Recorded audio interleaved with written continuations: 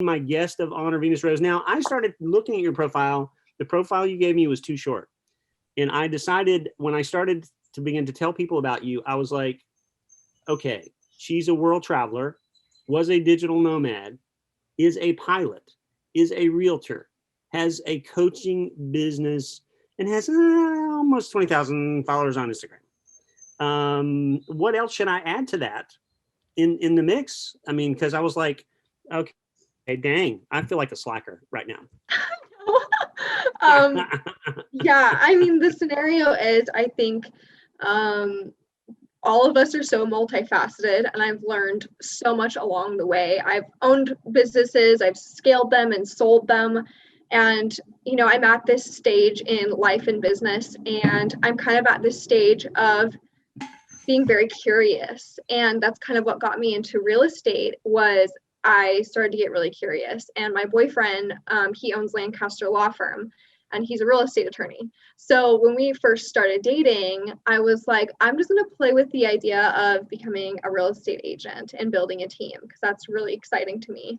And some of my previous mentors throughout the years have actually owned big brokerages and been like, you should do this. And I'm like, no, I'm fine. So I kind of shied away. I'm not so sure about that, maybe. Right. So yeah, and I think like there's so many different things that I've gone throughout my life. I had to grow up really, really quickly. My mom was a single mom. My dad was in federal prison for most of my life and just never around. So I grew up with us being, on food stamps, being supported by what my mom really could do. And so what ended up happening is I turned 18. And at that time, I had been going through flight school. I was also taking college while I was in high school to kind of get a head start. And as I was transitioning into college, I had a full ride scholarship at Boise State University. I went the first week. My mom actually got a phone call, and she was diagnosed with stage 3 breast cancer. And so my whole world just kind of exploded in that moment because we were like, I don't know what are we going to do? And at that point, I had started my life coaching business, and it was starting to kind of get off the ground. Word was starting to kind of go around, and I was starting to pick up more and more clients. And that was kind of, one of many of my like first businesses. I had some e-commerce, and I played around. I even did like the Gary Vee thing where I would go and like buy things for cheaper and like resell them. Like I did all of it. So you were 18 though while you were doing all that, Venus? Yeah. So my gosh. Wow. Yeah. So I'm a mother of a 19-year-old and a 21-year-old. So wow. Yeah, cool. I started really young, and my first job I got when I was really, really young. I started my first like flipping business when I was like 15, 16. I was just like, I've always been, awesome. I don't know if you guys are aware of human design, but I'm a generator. So I'm always creating things. I'm always coming up with really big ideas and just like wanting to try all the new things. So that's kind of what I've done, is just like tried all the new things and just been like, I like, this interests me, so I'm going to try this and see how I feel and see if that works. So for me, it was really life coaching. I really started to get really into that. And it kind of happened on accident because I was actually a journalist, and I was writing for the local newspaper, this like little newspaper. And I was like, okay, well, I like writing things. And so I actually started to write resumes for people on the side as like another side business that I had. So I was writing resumes and became really good with that. And then the women that I was writing resumes for asked if I would coach them for their interview, to prep and prepare them for their interview. So I was like, I don't know, I guess I can do that. Like, we'll just see how it goes. So I started coaching them. They moved up in the corporate ladder, and they saw amazing transformations. And so they started telling their boss was like, you're changed. Like, what is this? So they're like, oh my God, it's this coach that I'm working with. So then I started coaching their bosses, which was really interesting. That's cool. So then I was just like kind of in this corporate space of coaching, life coaching people that were obviously way older than I was. I was just going to ask you, like, who were your who are your clients? Yeah. So back then they were actually just CEOs of local companies. Like not super big corporations, but definitely like there was that sense of like that corporate space. Yeah, sure. So it was like, I kind of wanted to get out of that. Some of my clients, I would say about 60% of them were male, the rest were female. And for me, I just wanted to work with women. So I ended up hiring a business coach. And then once I learned how to scale my life coaching business, I transitioned into becoming a business coach. So I became this business coach, didn't really know what I was doing at the time. I started my next company, which was Boise.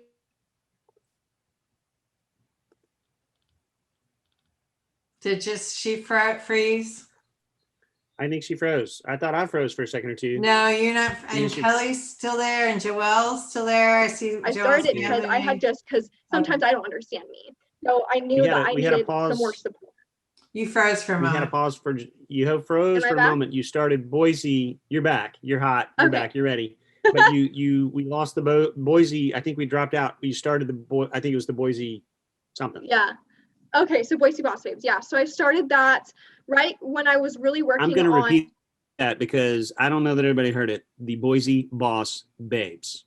Yeah. Boise Boss Babes. Yeah. So I started that. Not bossy babes, but boss babes. Little bit bossy. Little bit bossy. little bit. Definitely. Yeah, a little bit rock and roll, a little bit country too. Yeah. Just like a mix of all of it. A little bit of indie, a little bit. I like it. Yeah, just all over.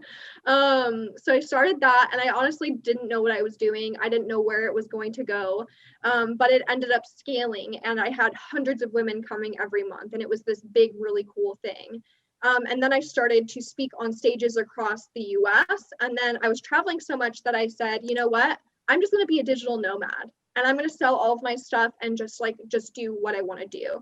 So Boise, Idaho was my little hub for about 3 years. I just kind of went off and just went all over the place and really went through this big, massive self-discovery phase of my life. I had to really kind of figure out what I actually really wanted.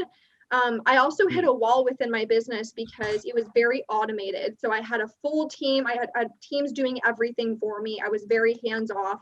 I didn't really know my clients. And I started to really feel this sense of like, this isn't it. I don't want this. I don't know anyone in my programs or courses. And I don't know what results they're getting because I don't know them. I can't speak to them.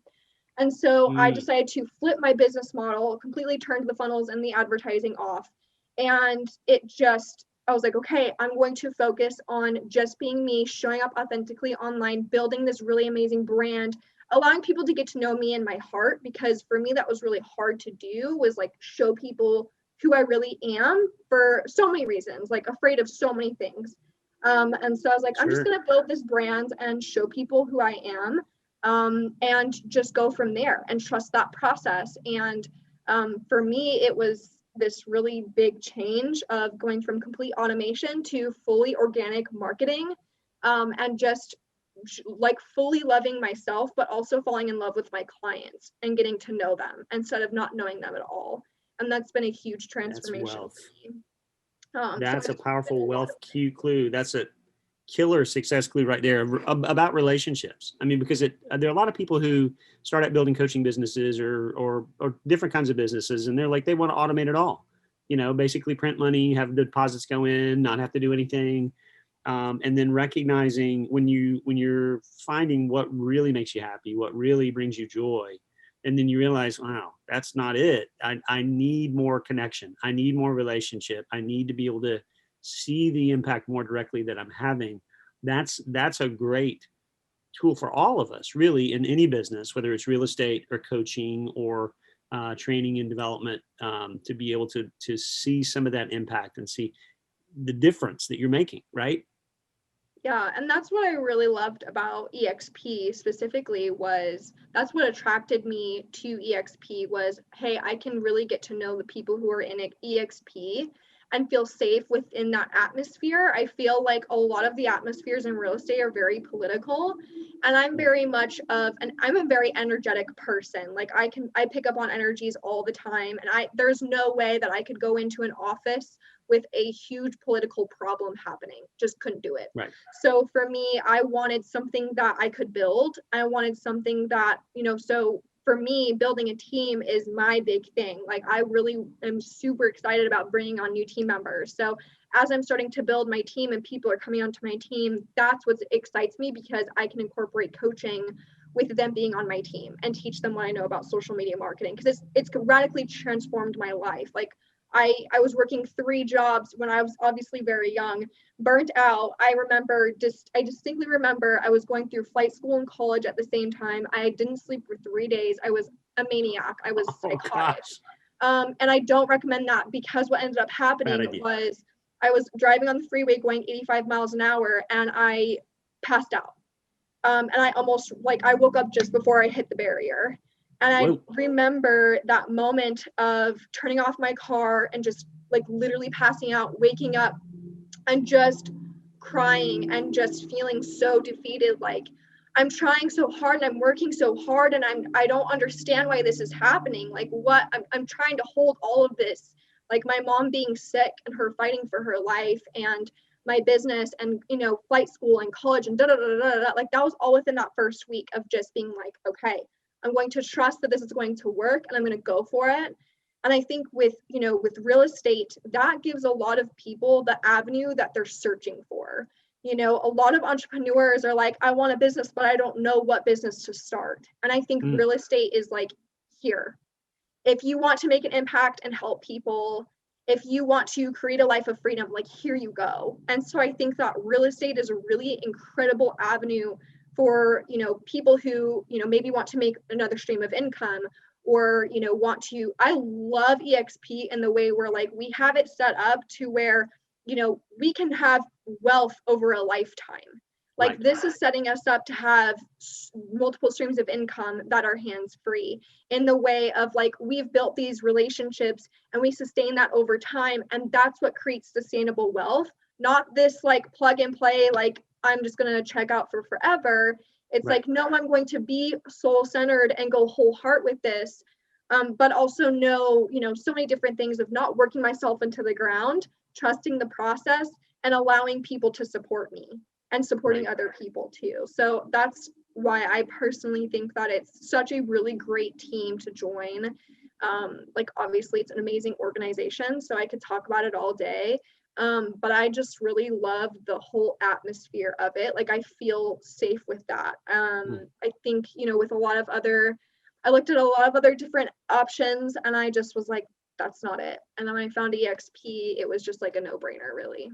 It's amazing, isn't it? Well, and it's, for me too, the mindset of, the people who are technically who were there before you, who recruited you or invited you to join, they have a vested interest in your success, and really the whole organization. It's interesting, the level of cooperation between partners versus competition. And I think kind of that office politics thing you were talking about, there's a lot of that at a lot of different places, real estate and beyond, where there is a lot of competition, and it's a win-lose kind of equation, not a win-win equation, where when you realize we're all, at the end of the day, shareholders and partners in EXP.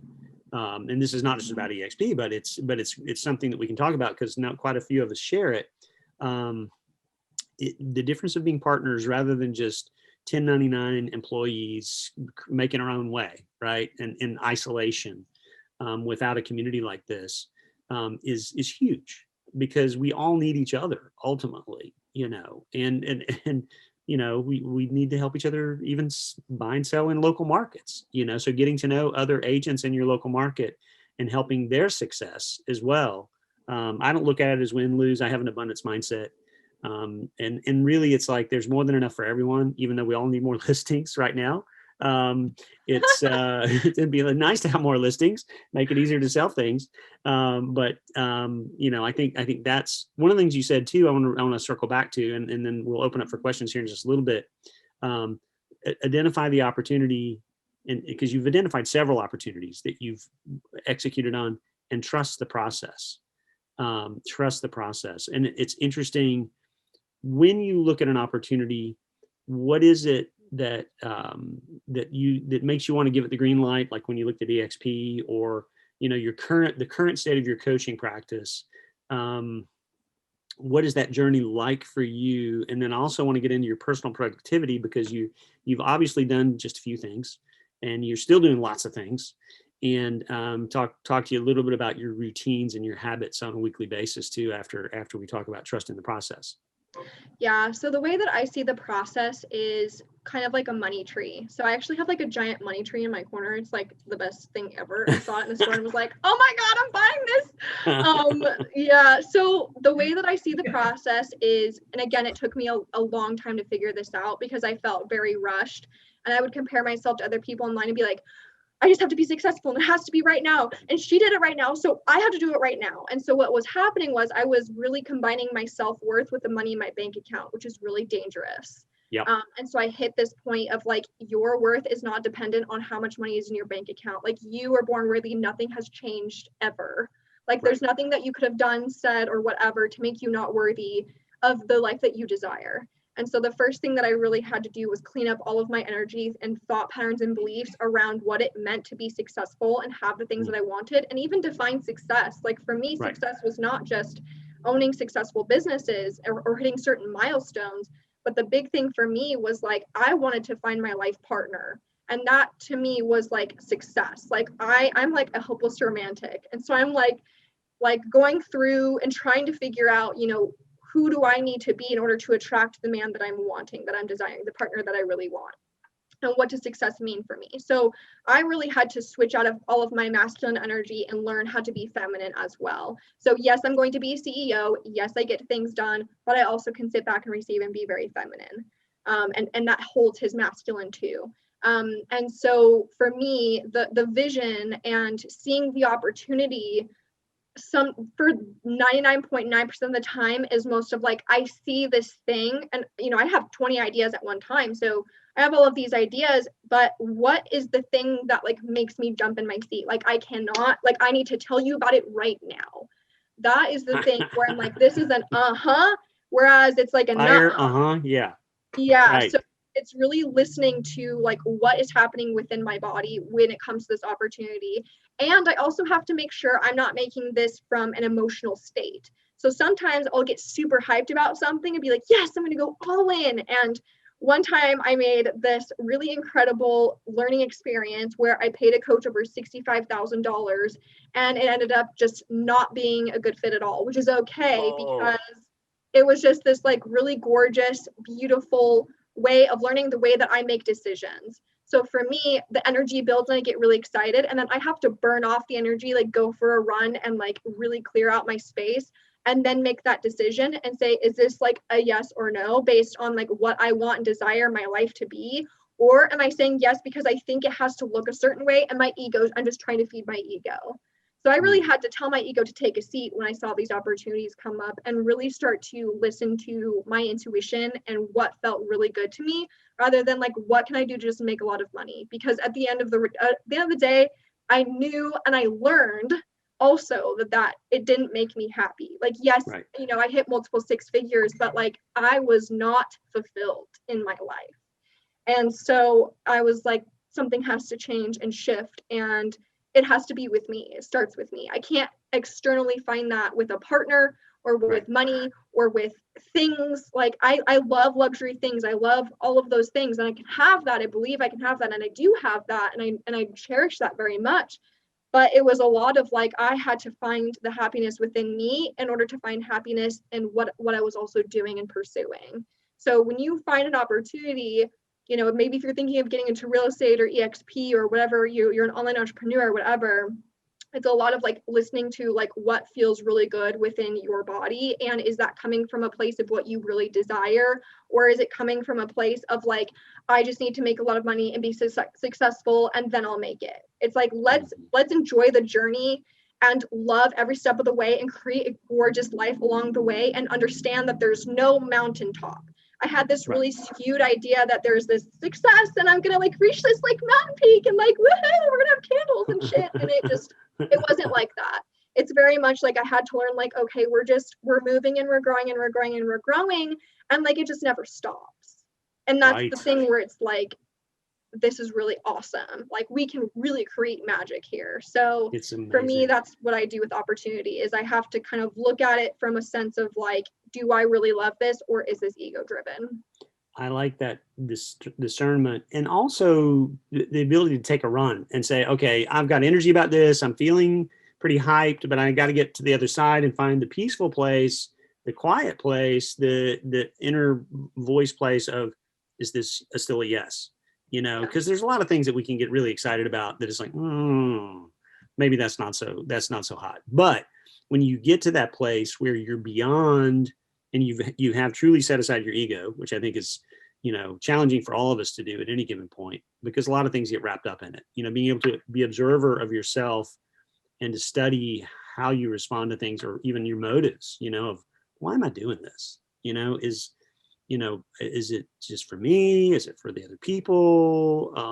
You know, I mean, so the motives test is a key. And then how am I fueled and fed my spirit, you know, my heart, not just my bank account, but it's like, okay, yeah, if you can pack your bank account full, that's okay. But if you're really unhappy at the end of the day and miserable, utterly miserable, I mean, I've met quite a few folks that they're just utterly miserable. And it does begin with them, you know, and being grateful for where you are in the journey of success, not saying, oh, well, someday when I get to the top of the mountain, suddenly Julie Andrews is going to sing the Sound of Music theme and we're going to know we're there, right? Yeah. Yeah. And although I think she might. But she might not. And she so might you have not. to be able to hold the energy of like, she might, but she might not, but you could sing for yourself right now, always. Like, that's all that you need. And I think all day, too, every it's day. like, yeah. And I think for me, I really struggled when I first started my business. I was on the phone all the time. I was doing sales calls all day, every day, back to back.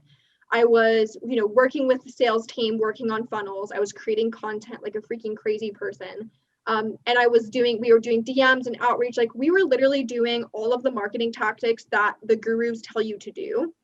And while I think that business model can work for some people, I'm very heart-centered, so it didn't work for me. So I literally, when I shifted out of all of that and was like, I'm just going to be me, create content and be authentic and be in alignment, I had painful clients. I had huge, like, massive things happen, to where before I had to work so hard to do that. Yeah. So it's like this whole 180 of like the way that we conduct business and show up and just be ourselves and get paid to be that way is really, really incredible. And with social media, we have that power to say, hey, this is me. And if you like who I am and what I embody and what I teach, then you can work with me. So it's just a lot of like the invitation rather than like the outreach and being really pushy and forceful. I'm very much like, hey, if you want to work with me, cool, send me a message. Like, you can come to me and I'd be happy to, you know, work with you, but I'm not going to chase you. I'm not going to convince you. I'm not going to get through your objections, because you need to know that you want this. If I have to try and convince you to sign up with me, I'm going to have to try and convince you to stay with me. So I'm very much like, I want the women who are going to be in it and they know that they're in it. And that's kind of that different thing. That's beautiful. And really too, I mean, I liked how you flipped it. I mean, because the Gary Vee model is like, you create a massive ton of content, like, and it's so much, you know, most people are like, oh, forget that. That's just not even possible, you know, but flipping it to say less is more, you know, and what is the true 20% that makes the 80% difference, that is authentic, that is part of building your brand. I'm going to open up for questions here in just a minute, because I know we're running toward the end of the hour and I'm trying to keep these to 30, but that's a fascinating switch, you know, and having done both. And then, I mean, it sounds like, oh man, feeling like you're on a treadmill trying to create content and DMs and, you know, work the system to kind of keep the flywheel spinning, and it taking so much effort to keep it going. But then you're like, no, wait, hold it. There's a better way, right? Yeah, because the other way is just not sustainable. And then you just burn out and burn out and burn out. And it's like you go through the cycle of like being really excited. I'd get really excited before launches. I'd be in the middle of a launch process and I would just be exhausted and just depleted. And now it's like my launch process is just super easy and flowy. And it's just like every other day, like it doesn't feel hard or forceful or anything like that. And things just like pop out of the blue like popcorn. It's really cool when we trust that process. And what I've realized with social media is creating more quality is super important, but also showing up consistently, because people aren't going to want to work with us if we can't be consistent in the way that we show up, not just in business, but with also like our life and our health and things like that. I don't think, you know, my clients hire me because they're like, oh, Venus is not only consistent in her life, but I can see that she's fully embodied other parts of herself as well. She's doing the inner work. She's doing the health things to, you know, she has all of those things that I desire. And I think when we're trying to build a brand, we want to build this life and embody what we teach. And that's where that alignment is. And that's where the truth and the authenticity comes, is when you can say, hey, I live this life and this is what it looks like, rather than I'm going to go rent a private jet and like pretend I live this lifestyle. Like that's not the scenario. And people see right through that, and it doesn't last long. It does not last. That is true. Yeah. Very true. Questions for Venus. I know we're coming to the bottom of the hour. This has gone so fast, Venus. I'm like, oh man, this is incredible how quickly and how many awesome things that you've been able to share, how many nuggets and how many truths and how many things you've learned, I mean, it's, and that you're sharing, with your tribe, as we've got questions coming in on chat, or if you want to open up your mic out there, guys, if you got questions for Venus, I'm going to start sharing my screen just a moment to show where to find Venus on social, because I think I've got that. We'll go to desktop here. Questions for Venus on building a business, building a team. I have a question. So Venus, I love the whole part about loving yourself first and doing the inner work. That's very much how I proceed with life and everything like that. Here's my cat's tail in case. That is your cat's tail doing interesting things on the screen. That's awesome. Clementine, what are you doing? For other people listening and, watching, like, where would you say to go? Say someone is like, wants to improve that part of themselves. Like where did you get your most inspiration? Yeah. So for me, I would look up to people who had what I desired, and I would go for that. Yeah. So I would follow, I'd say, hey, so I've always had coaches and mentors and things like that. Like always, forever. I probably will until the day I die. I wouldn't be who I am if it wasn't for them. So for me, I feel like when you try to hit another level, there's more energy that we have to hold at certain levels and harder things that we go through. So it's like, I want to be with someone who's been through the hard things, who can hold me through that part of my life and help me get through that.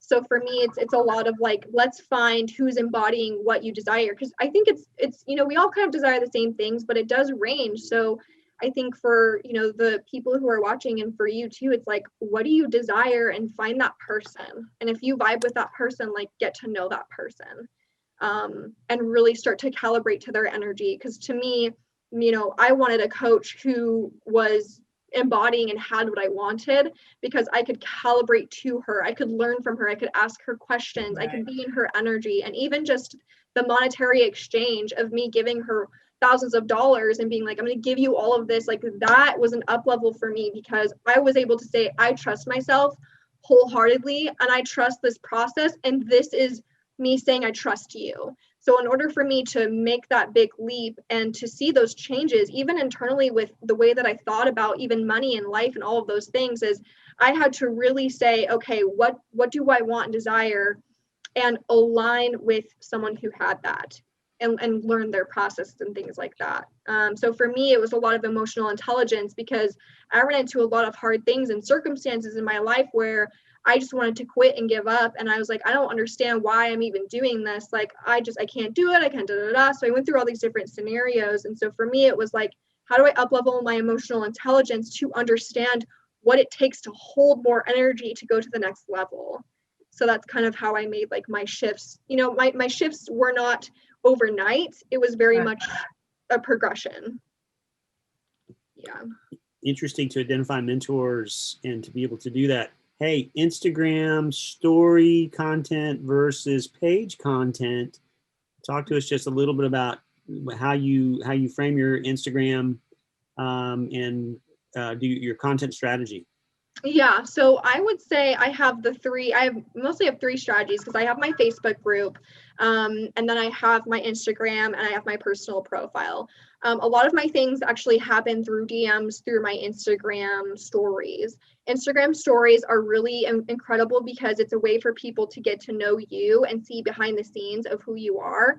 So for me, I had really got into the flow of showing who I am and getting into a flow of, here I am, here's the thing that's going on, here's the strategy, here's the sales, all of those things. So you will see my stories are lit up all the time, because I'm showing different parts of me. I'm doing collaborations, things are going on. And I'm committed to this work. So I think your stories are really like the gauge of commitment to your work. I don't think they need to be hard or forceful or anything like that. I see my stories as a work of art. I'm here to create art. So whenever I wake up in the morning, I'm like, I'm so excited. I put on my Mystical Maven hat, which is my brand. And I'm like, okay, I'm so excited. We're going to create art. And so for me, that's kind of for my stories. So for your stories, it's really great for you to highlight and to show different parts of you so that people can get to know who you are and what you're doing and what you enjoy. So on my stories, you'll see a lot of celebrations where I've hit another milestone and we're popping champagne, or me and Zeno are off on an amazing vacation, or, you know, whatever, celebrating clients and their milestones and collaborations that I'm doing and things like that. And also providing value. So, you know, you'll see every day I'm posting on my feed some type of value content. And I have a different like whole content cash strategy, which is like a whole other like scenario and thing we can get into later. But so for me, the stories are very much like highlighting all of those different things, creating a masterpiece, making it matter because it matters. And then when I'm posting daily on my feed, I'm making sure to use hashtags that I feel are relevant, and also making sure that I do a lot of back research on like, is this going to be where my target audience is? Is this an active hashtag? Is it, you know, all those different scenarios? You get 30 chances for that. So I use all 30 of them. And I also have my assistant to kind of help me out with that too. I don't do everything. Like I have support. And I think that's also important to distinguish as well. Like I couldn't do all of it if it was just me. I did start all off with it just being me. And I built up to 6 figures with it just being me. For me to hit the next level, I definitely needed support. So that's just what I personally felt I needed. So that's Instagram stories, and then the feed. On my personal profile, it's I will reuse that content. And for what I like to do is actually build suspense on my personal profile. So, hey, something is coming. I'm really excited. This thing is happening. And then what I like to do for my Facebook group is I will host free trainings on my Facebook group. So I'll funnel people from my Instagram stories and my Facebook stories and my Facebook profile, and I will funnel them into my group. So that's kind of how I work all of the different platforms. And for me, I just wanted to master 2 platforms before I really branch off and do like Pinterest and YouTube and all of those things. So that's kind of how I've structured that whole kind of piece on how I run socials. Great sharing for especially those of us on the call who are newer to social and trying to figure out, okay, how do these pieces fit together? So we're wrapping up here with the amazing Venus Rose, who is a pilot, world traveler, adventurer. We didn't even talk about you being an adrenaline junkie, man. I'm sorry I didn't even get to that. You know, I see skydiving on here. And the jumping out of airplanes. We could talk about that all day. Yeah, we would have a blast with that. Mystical Maven Official on Instagram.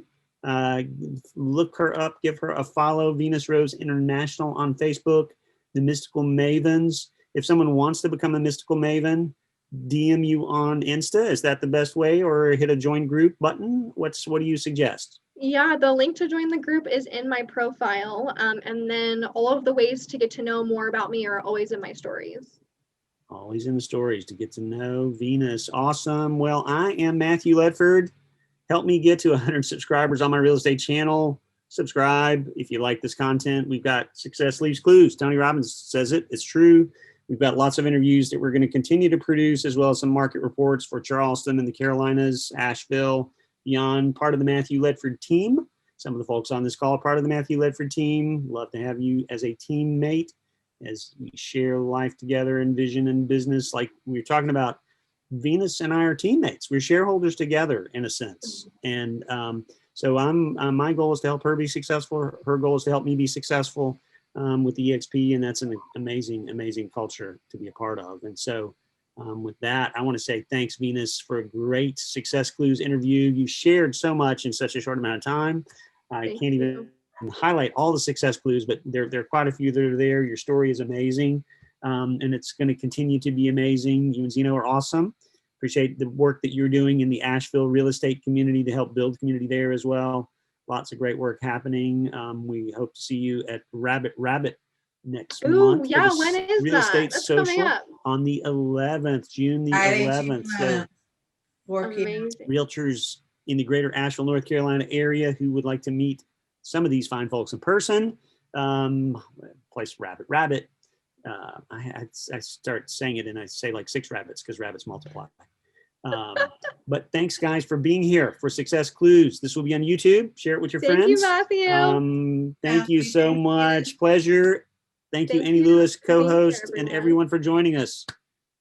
Yes, thank you guys so much. Thanks for having me, Matthew. It was great to meet all of you. Thank you for being here. Thank you. It's a pleasure. Thanks so much.